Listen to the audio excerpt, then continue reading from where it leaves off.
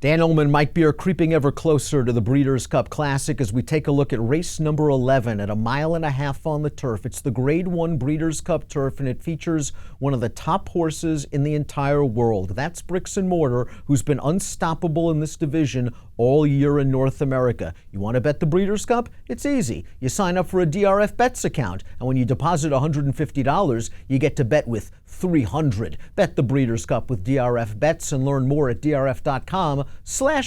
Here's the field for the Grade 1 Breeders' Cup turf. We talked about Bricks and Mortar, Mike. I think the main question in this race is the distance. There are some folks out there who believe he might be a tweener. The Breeders' Cup mile, a little short for him. The Breeders' Cup turf, a little long for him. His ideal distance, perhaps a mile and a quarter. What are your thoughts?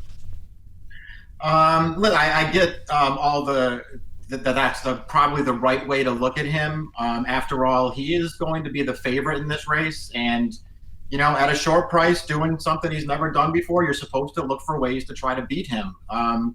Personally, the more I've thought about it, Dan, the less I worry about the mile and a half. I think he's going to be fine with it, but it is one of those things you never know until they try it.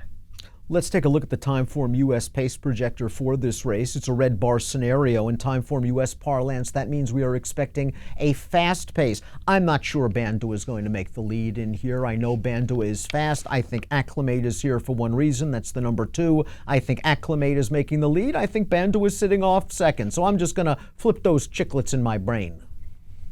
Yeah, I don't disagree with your take on the pace. I also am not so sure they'll be blazing up there. I mean, they might go a legit pace, but I don't think they're going to be, steaming out in front to set this thing up for the closers. Let's talk about the number 1 Zulu Alpha, a reliable horse seeking his 10th lifetime win.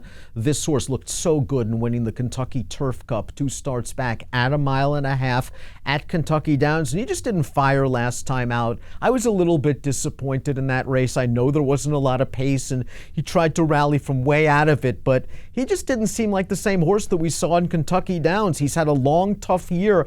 I know if he runs his best race, he can work out a pretty good trip in here. I don't think he has to be this far behind. He doesn't. He's much handier than that. The mile and a half is not something you worry about with him. What you worry about with him is class. He's not a Grade 1 winner at this point. He was close in the UN over the summer. Oh, so close that day, but he got run down by, believe it or not, Hunter O'Reilly. He was run down with no excuse in that race. He's in tough against horses like this, Dan, but the distance is a good one for him.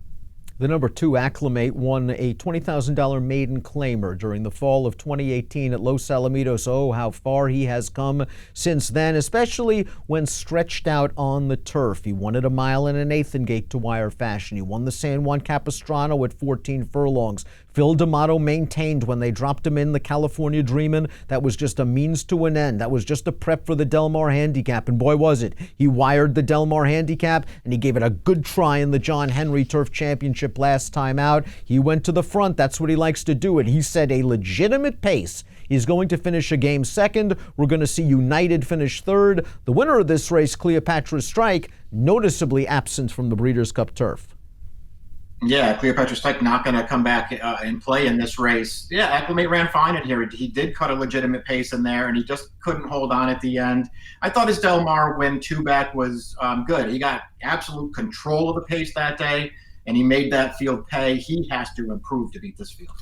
We saw United rally nicely to finish third in that race, and again, I wonder if Dick Mandela was using that race as a prep. He won 2 starts back at Del Mar, sort of grinding them down at a mile and an eighth, sort of in the manner of a horse that wants a little bit more distance. I think this distance is actually going to be okay for him, even though he has never raced past a mile and a quarter in his career. We saw him as the beaten favorite in the John Henry Turf Championship. I think this is the kind of horse that can get a piece at a big price. We'll see what he does. He's very lightly raced. I could see him improving. I don't disagree with your take about the distance. It could be a good one for him. I just haven't seen the race that he's ever run that makes you want to bet him in here. I mean, there is not a race on his card that makes him even close to being a contender in this race. Pedigrees don't get much better than the number 4 Mount Everest, do they? This one's by Galileo out of 6 Perfections, who won the Breeders' Cup Mile. And Mount Everest scored last time out over heavy ground at 1.25 miles. I'm just not sure this is a 1.5 mile pedigree. And the Galileos are great doing anything. But asking him to go 1.5 miles against these kind of horses, it might be a tall order, especially since he's yet to win a group stakes. Yeah, he's probably more of a horse to keep an eye on for next year because he really is well bred and he's so lightly raced right now. I mean, going back to last year as a 2-year-old, his final start as a 2-year-old, he got beat in a photo by Japan. I mean, that just sort of made you feel like this horse could be anything as a 3-year-old. Unfortunately, he didn't race for almost a year. I mean, he just came back in September. I thought that they were clearly prepping him in his first start back. They really didn't ask him for too much that day. His second start back I thought was okay. He got it done last time going a little bit shorter. I don't know, Dan. I think it's going to be hard for him to win here, but I think he's a very interesting horse. Anthony Van Dyke was the beaten favorite in last year's Breeders' Cup Juvenile Turf, but he had a lousy outside post position and really never got into any kind of position where he could win this race. He's been a good 3-year-old. Really, I think he's overachieved for Aidan O'Brien. He, of course, won the Epsom Derby at 1.5 miles, second in the Irish Derby, and then he caught a nabble in the King George VI and Queen Elizabeth over softish ground. They turned him back last time. He ran well in the Irish Champion at 1.25 miles, but this is his distance, 1.5 miles. And I like that O'Brien kept him out of the arc to keep him fresh for this. Yeah, I agree with all of those things. He just feels like a horse who's taken a big step forward as a 3-year-old, and the distance, I think, has almost everything to do with that. He is a true stayer. The longer, the better for this horse. The 1.5 miles is what this horse really wants, and I think that gives him a real chance in this race. Channel Cat, the number 6, perhaps his greatest asset is his tactical speed. He's not going to make the lead in here as he did when he wired the horses in the Bowling Green, but he's probably going to be sitting 3rd or 4th in a decent striking position when the real racing begins. I thought he ran just fine in the Sword Dancer 2 starts back. Annals of Time, unfortunately, is injured. He's a very good turf horse. Last time out in the Turf Classic, he ran okay. I would have liked to have seen him be a little bit more free and aggressive early in that race. He's a nice horse, Channel Cat, but again, you always wonder, is he a true Grade 1 Breeders' Cup type? Yeah, that's what I worry about too. He's really come to hand since they've stretched him out in distance. He really appreciates going longer. He's run several good races. He's been right there in this division in New York in his last few starts. But he's another horse. I think he's good. I don't know if I think he's this good. Alunak, the number 7, is a winner at 1.25 miles in Germany, but I'm not worried about the 1.5 miles. He ran well last time out in the Grade 1 Canadian International. Zayad, the favorite in this race, just kind of bombed. He didn't run well at all, and Alunak at a giant price, 13-1. We see him in the pink hat. He's got to look at this race right now. Desert Encounter is just going to ease to his inside and outfinish him. This horse just seems like a true grinder. Yeah, he ran fine in this race. The real story of the Canadian International is that Desert Encounter was many, many lengths the best after totally blowing the start in there. This horse ran fine, but just repeating that effort gets him nothing in. Desert Encounter must have broke about 5 lengths slow in that race. Bandu has done really well for a really underrated and good trainer in Jack Sisterson. I love the way he won the Arlington Handicap, stalking and pouncing from second. I think that's the kind of trip he's going to get on Saturday. He ran really well in the Arlington Million, losing to Bricks and Mortar. And last time out in the Shadwell Turf Mile, they were going, kind of a moderate pace, and he just really didn't finish the way I had hoped. Maybe that mile is just too short for him at this point in his career, and he wants longer distances where he can kind of relax out there in the first 6 furlongs or 7 furlongs of a race. Yeah, I think the cutback might have done him in last time. It's also worth noting, I think, in the Shadwell that while the pace wasn't blazing, it was competitive. They were racing up there in the front, and the closers came in and just picked everybody up late. He didn't run poorly last time. His other races, again, they're good, Dan. They're not good enough to beat this field. And as well as he ran in the Arlington Million, he was no match for Bricks and Mortar. He certainly wasn't. Bricks and Mortar just flew by him, and that was the best I ever saw Bricks and Mortar look that day. He got some pace, but he rallied right by. He stayed on his right lead. At times we see him changing back and forth. 6 consecutive triple-digit Buyer speed figures, a perfect 5 for 5 this year. Wins in the Pegasus World Cup Turf, wins in the Turf Classic at Churchill Downs, win in the Manhattan Stakes on the Belmont Undercard at 1.25 miles. Let's watch that race right now. And here's Bricks and Mortar just tipping off cover right now in 4 wide, and he's just too good for these horses. He was 3 to 5, and he's beating a nice field. Robert Bruce, Raging Bull, they can't warm up Bricks and Mortar as Chad Brown yet again runs 1, 2, 3, but Bricks and Mortar is a handy horse. You can place him wherever you want, and if he gets the 1.5 miles, he's simply the horse to beat. Right. I mean, he's just very clearly the top turf horse in America right now. Maybe one of the Europeans will relish the distance more than him, and they'll take him down in this race. But I'll tell you what, they better come over here and run a really good race, because this is a really good horse. I think the 10 Old Persian is a cut below the true Group 1 horses in Europe, like Anthony Van Dyke, but he's pulled off a really nice double this year. He won the Dubai Shima Classic, and then he scored the Northern Dancer at Woodbine against a vastly inferior field. He was a big favorite, Old Persian, in this race. There was a lot of pace for him to run at, and we see him in the Godolphin Blue just finishing this thing off handily. And Nessie and Focus Group at this point in their respective careers, probably at their best or Group 3 class.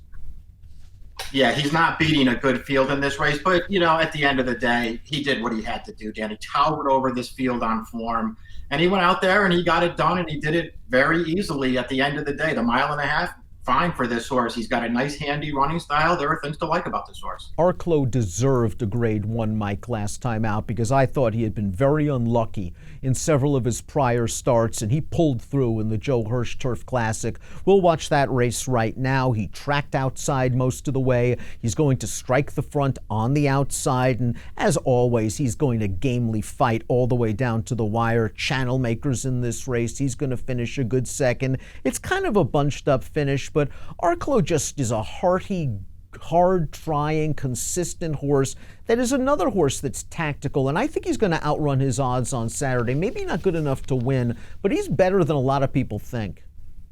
Yeah, I agree. He's the kind of horse I would be using in this race at some kind of a price, just because, as you already pointed out, he'd been unlucky in so many races leading up to the Turf Classic last time. And even though, listen, it came down to a 3-horse photo, the closers were probably up against it a little bit, but I mean, he raced basically the entire way, and he carried all the ground in the race too, and he still got it done. The 1.5 miles is actually a really good distance for him, I think. As it is for Channel Maker, and I think Channel Maker falls into a good trip here for Bill Mott. He's going to break. It's an outside post to be sure, but there'll be speeds to his inside, whether it's Bandua or Acclimate, and he should be sitting third when they go into the first turn. He has earned triple-digit Buyer speed figures in 4 of his last 5 races. He's another horse that's a little bit underrated. I'm a big fan.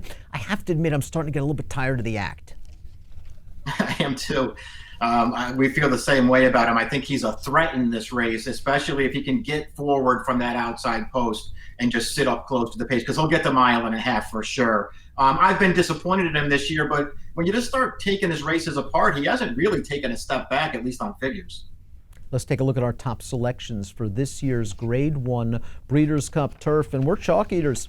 Bricks and Mortar is going to be our top selection. I think he can get the 1.5 miles, and I think if it's not him, it's Anthony Van Dyke. You're kind of against Anthony Van Dyke a little bit in here. I went 9, 5, 4, and 11. You went 9, 4, 11, and 12. You like this Mount Everest as a lightly raced horse with upside. Yeah, I want to see what he does, just because he looked like he was cut out to be nice as a 2-year-old, and it just took him forever to get back to the races. I think that O'Brien running him over here is a good sign for him. Listen, Anthony Van Dyke at this point is a better horse than he is, but Anthony Van Dyke's going to be a short price in this race, and I just don't love him. I'm going to put my faith in Bricks and Mortar. I think he's really good, and I think he's going to get the 1.5 miles. One of the marquee names in all of racing is Bricks and Mortar. And again, so many really intriguing storylines in this year's Breeders' Cup regarding Horse of the Year. Midnight Bisou, Mitoli, I guess McKinsey, of course Bricks and Mortar. They're all in the conversation if things happen to work out right. Bricks and Mortar, our top pick. Bet the race. Bet the 2-day Breeders' Cup extravaganza with that DRF Bets account. Deposit $150, bet with $300. Bet the Breeders' Cup with DRF Bets. It's easy to sign up at drf.com/bet. An approximate post time for the Breeders' Cup turf, 4:40 Pacific. Best of luck.